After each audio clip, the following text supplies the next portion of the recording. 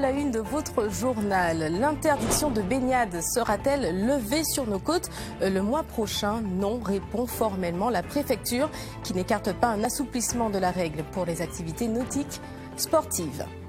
Je vous le disais en titre, l'arrêté d'interdiction de baignade sur nos côtes ne sera pas levé. La préfecture est formelle, il n'en est pour le moment pas question. Par contre, certaines activités nautiques en club, jusqu'ici restreintes, voire interdites, pourraient réinvestir nos eaux si toutes les garanties de sécurité sont apportées. Les précisions d'Audrey Doric. Depuis 2013, un arrêté provisoire de baignade interdit la pratique des activités nautiques, notamment le surf. Pour certains plaisanciers, cette mesure est rassurante, mais ils souhaiteraient tout de même un assouplissement de celle-ci. La Saint-Gilles, en fait, c'est quand même à la base une cité balnéaire. Donc qu'on puisse se baigner et avoir les activités comme on les avait il y a très longtemps avec le surf, avec les baigneurs, avec les plongeurs, et sécurisé surtout, c'est bien. Donc ça veut dire qu'ils ont trouvé des solutions pour la sécurisation des plages. Ben, c'est pas mal. Il faut s'assurer quand même que la sécurité des baigneurs et des touristes soit toujours maintenue pour éviter tout éventuel risque tel qu'il soit. Des projets sont à l'étude pour faciliter la pratique d'activités dans l'eau. Une équipe du CRA s'est rendue en Nouvelle-Calédonie pour observer le comportement des requins bulldogs.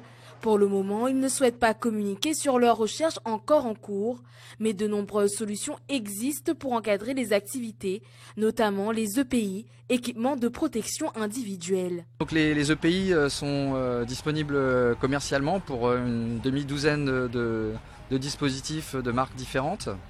Et donc le rôle du CRA, c'est de travailler à l'évaluation de leur véritable efficacité en ce qui concerne la répulsion des requins bulldogs en particulier.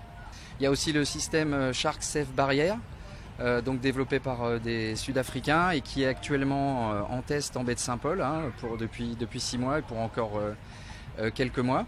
L'État envisagerait d'encadrer au mieux la pratique des activités nautiques avec de nouveaux dispositifs, un premier pas qui ne suffit pas selon certaines associations. Les autorités ne sont pas prêtes du tout à lever cet arrêté d'interdiction. Ici, ça c'est un parc à requins et il fait déjà 11 morts. Nous n'en a depuis 2011 et on a une responsabilité criminelle quand même à mettre des gens dans la mer sans prendre les mesures nécessaires. Des dispositifs sont déjà en place comme par exemple le filet éphémère à boucan-canotte ou la vigie requin qui, elle, ne peut s'adresser qu'à une minorité de surfeurs.